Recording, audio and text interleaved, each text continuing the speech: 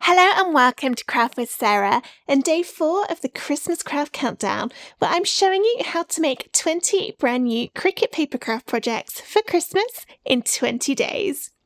Today's project is something 3D and it's a lovely little centerpiece with these rustic looking 3D trees. I've mounted mine onto a wood slice which I've painted and added some sparkly glitter to look like snow. These trees are super impressive, but they're actually really easy to put together once they're all cut out. It uses little wooden beads to space it out, but if you don't have any of those, I also give you some alternatives throughout this video. Let's get started. The files for this project are free for the next 24 hours. Here's how to download them. Register a free ticket for the Christmas Craft Countdown at craftwithsarah.com/Christmas24. After registering, you'll get an email which contains a link to the schedule page for the countdown. Visit the schedule page to find and download today's files. Each download is only available for free for 24 hours after it goes live.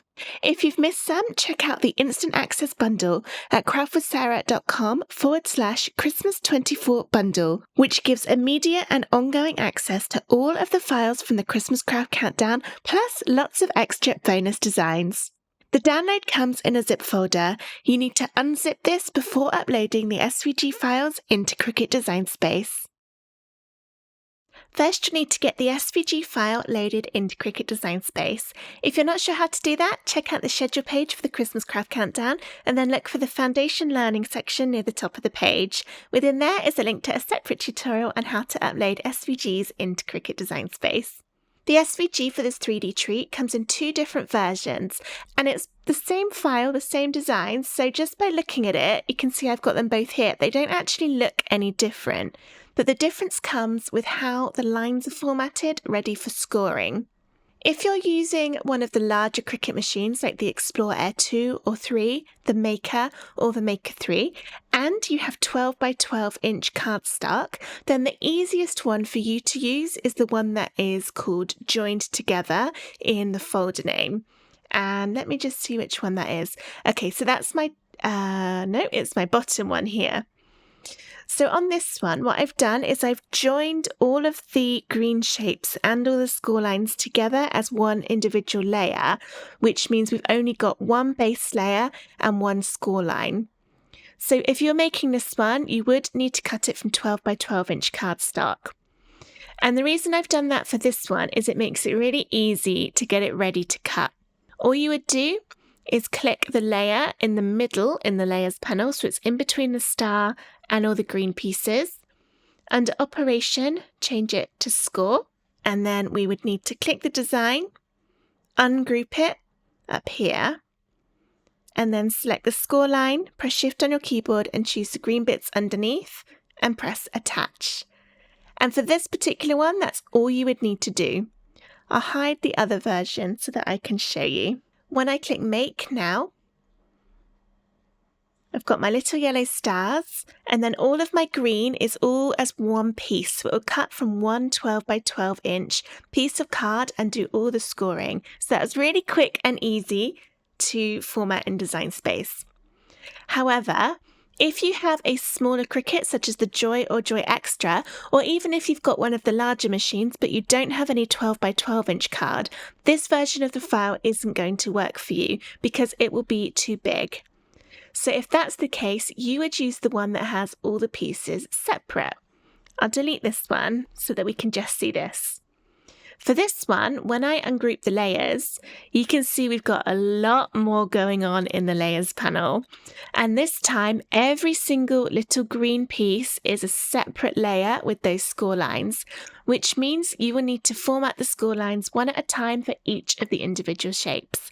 It is time consuming, but you've still only got to do it once because then you can save the project. And if you wanted to make another tree another time, you'll have it all saved and ready to cut. The benefit of this is it will fit on much smaller pieces of cardstock. So I know I haven't done the score lines yet, so just ignore that. But if I was to click Make Now, this is all my score lines. Ignore that for now.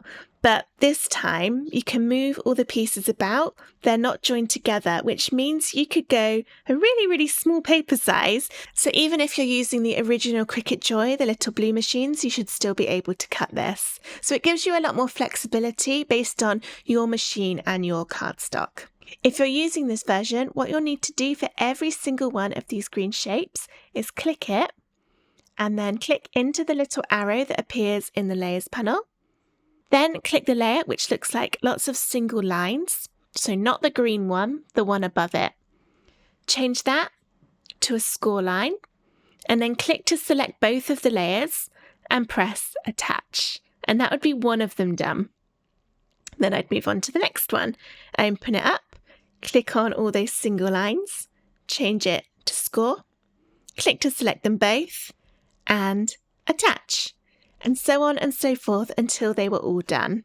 If you don't have a scoring tool for your machine, you can still make this project by deleting the score lines instead. It will still be completely possible to make it without the score lines. It will just mean you don't have that little guideline to fold each petal exactly in the middle. But it's fine, I'll show you a great way to get it done easily even without those score lines.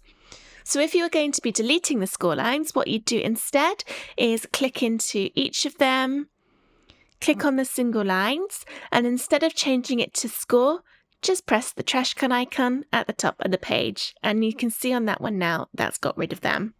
So once again, you'd need to do that on every shape if you wanted to delete the score lines, or alternatively, you could cheat it a little bit and just click on make. And if you haven't formatted it, they'll all appear on a separate sheet of card anyway. So you could just cut all of the shapes out and then just ignore this one and just cancel the project, and then it just won't do the scoring. So that would be another quicker way to do it. So there are lots of little tricks on this design to make it quicker and easier depending on your type of machine, the type of paper, and whether you are going to be scoring or not.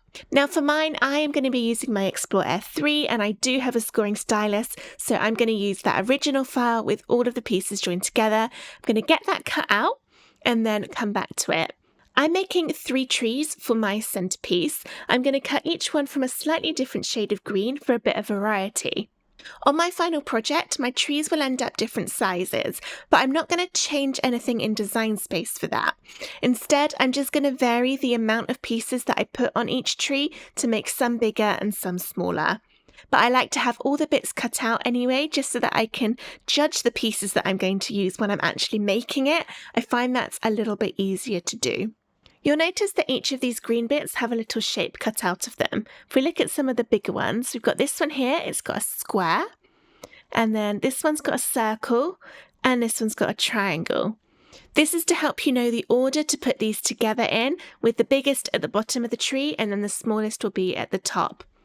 So what you should do once you've cut it out is to roughly put all the bits in order, and you can do this a little bit easier by alternating the shapes. So it goes square, circle, triangle.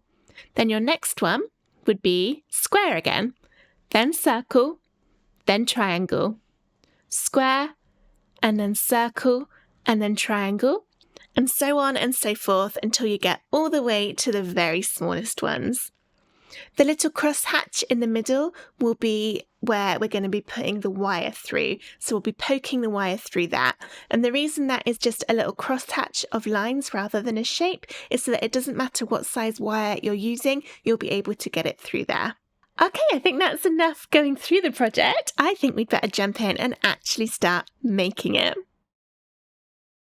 For the base of my trees, I've bought this wooden slice. I found it in Hobbycraft in the UK, but they do sell them in quite a few craft stores and other similar stores. If you're in the UK, you could try the Range or Dunelm or Home Bargains, something like that, and you might be able to find one, or you can find them online.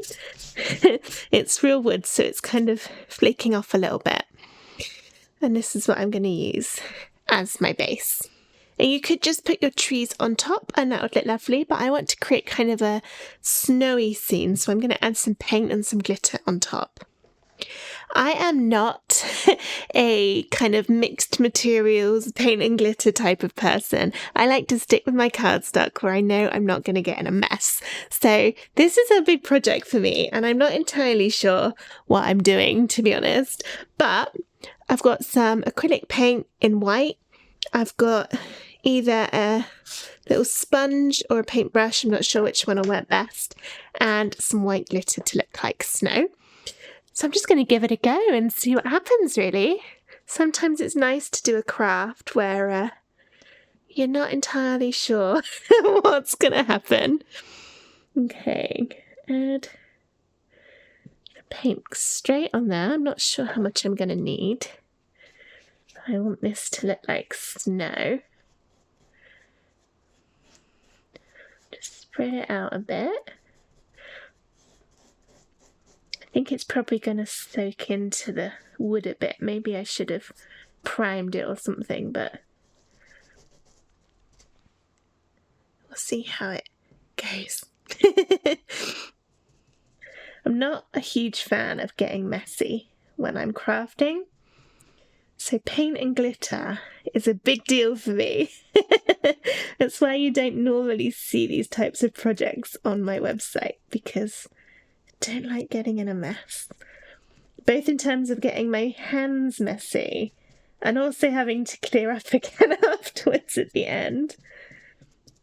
Okay, so just kind of dabbing it on to try and get a little texture from the sponge.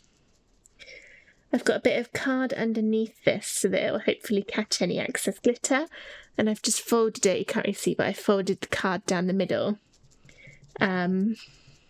so that I can use that to put the glitter back in the pot at the end. Okay.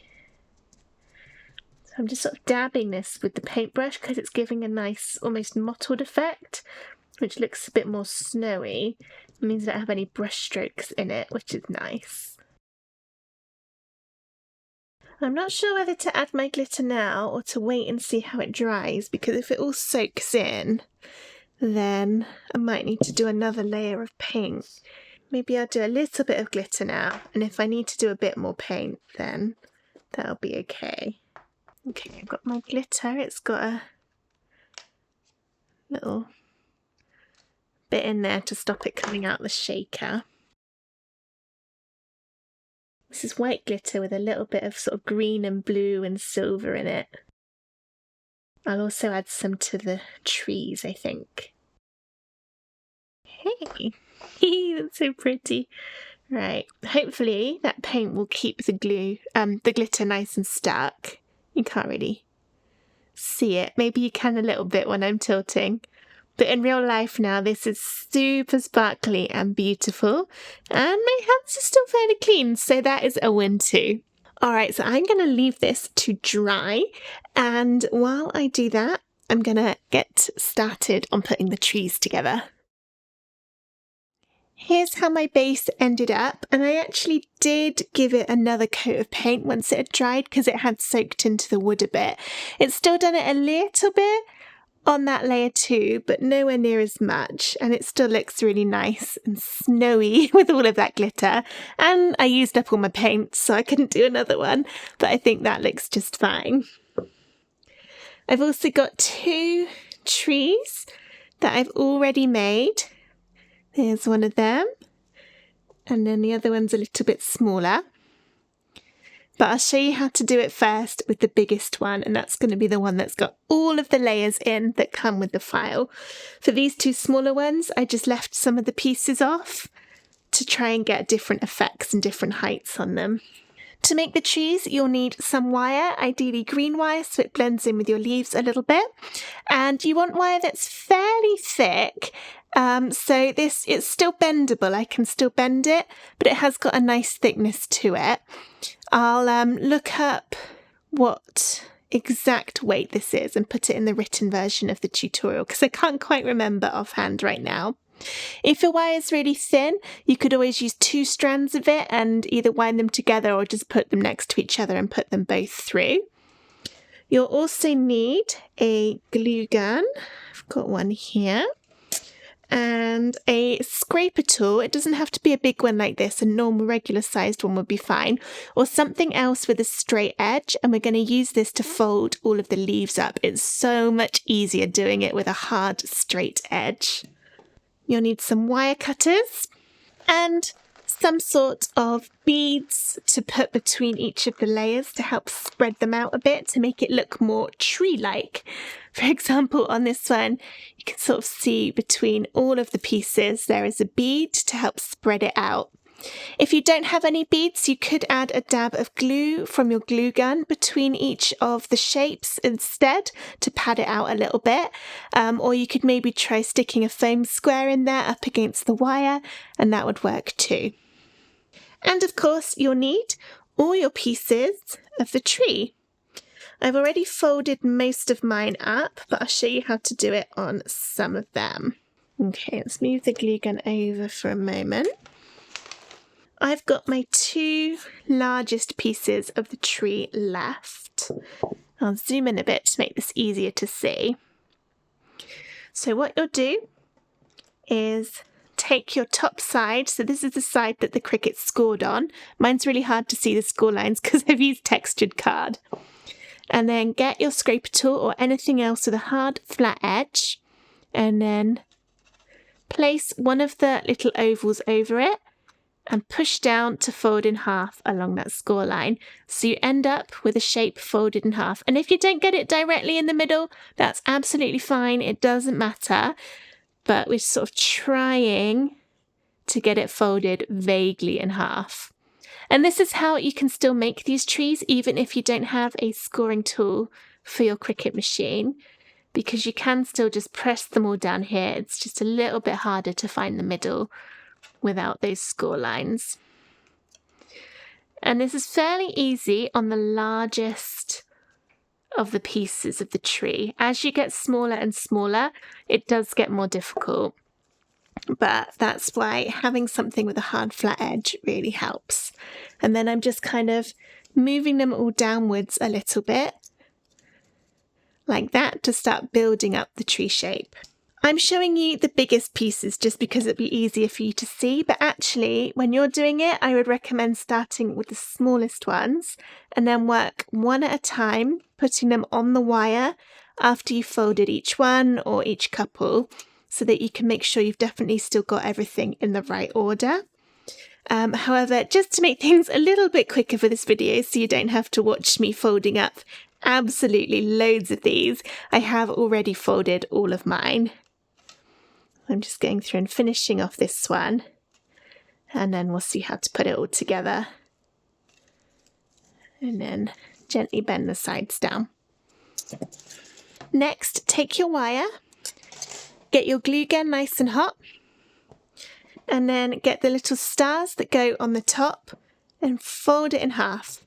Don't worry if it snaps along that join because it is very small. It will still work if it goes into 2 pieces.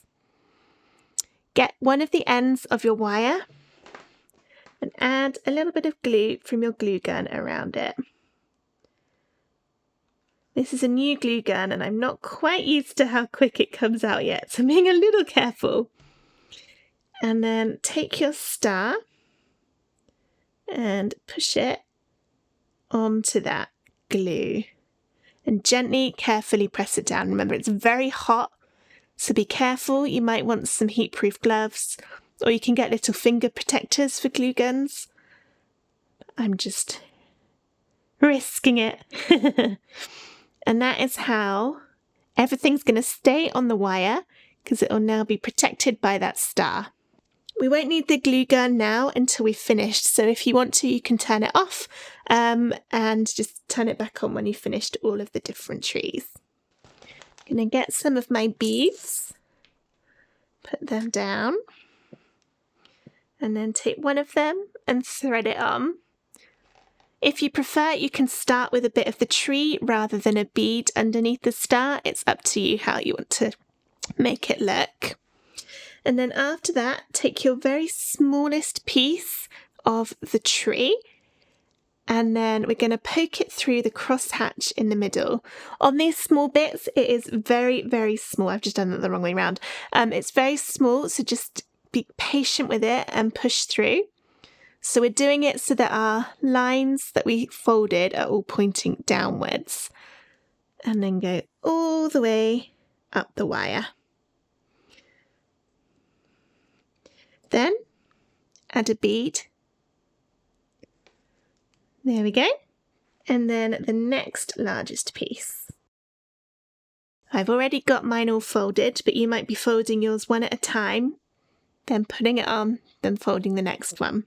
And then just keep going for every single piece of the tree if you're making it with all of them, or you can skip some to make the tree smaller. I'll talk a little bit more about which ones I skipped on my smaller trees once this is all put together. So this one, I'm going to do them all, so it'll be my biggest tree of all of them. And don't worry if some of your folds come a little bit out of kilter when you're threading it on, because we can make it all look nice at the end when the rest of it's finished. So what I'm going to do is pause my video recording now and go through continuing this process until everything is on my wire. It's going to take a fair while, as there are a lot of pieces.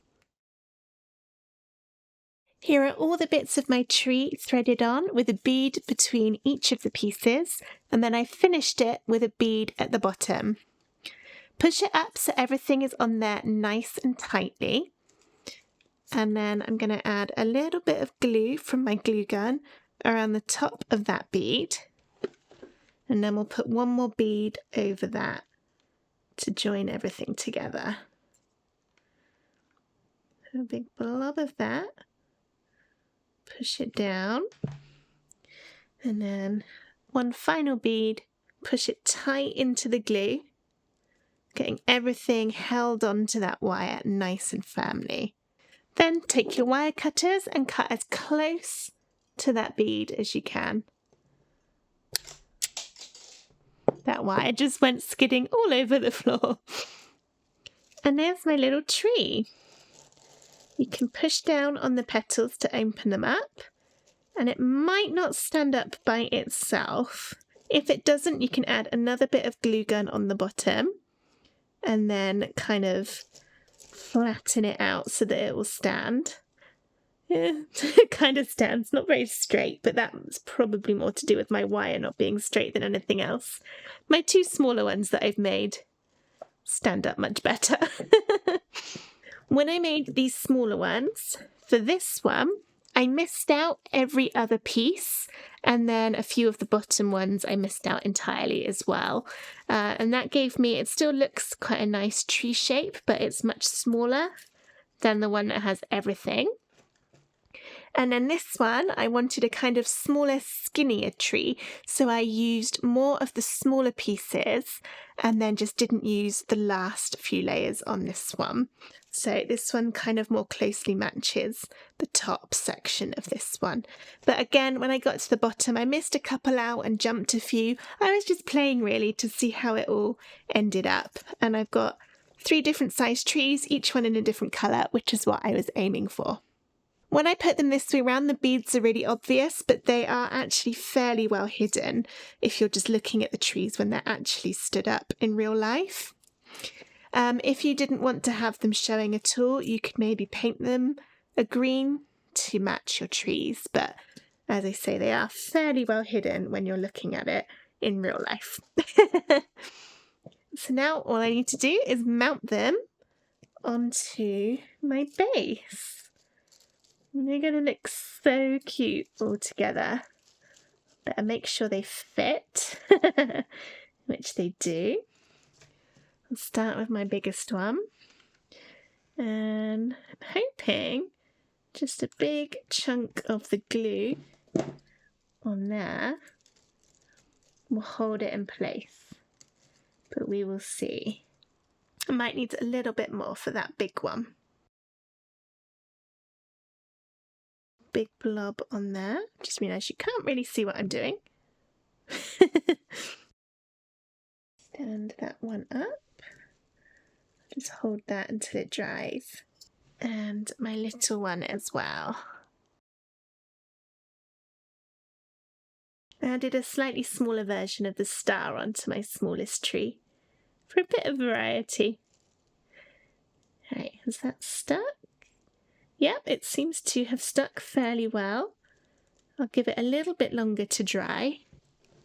How cute is that? I tilt it a little bit. I'm still nervous that glue's drying. This glue gun doesn't seem to dry very quickly, which is unusual for a glue gun, but never mind. And there we have my festive tree centerpiece finished. Now, I did say near the start that I was going to add some extra sparkle to the trees with some more glitter, but I actually really like how it's looking and I don't want to risk ruining it, so I don't think I'm going to. But if I was going to, the plan was to get a bit of regular craft glue and dot little bits of it in the trees and then sprinkle some more glitter on to look like snow.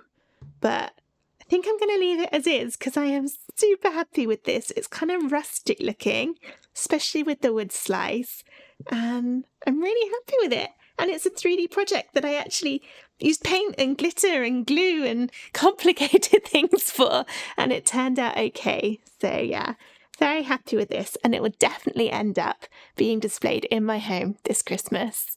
I hope you've enjoyed making these 3D paper Christmas trees with me.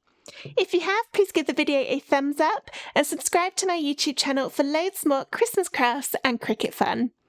I hope to see you tomorrow for day 5 of the Christmas Craft Countdown, but for now, thank you so much for watching. Bye!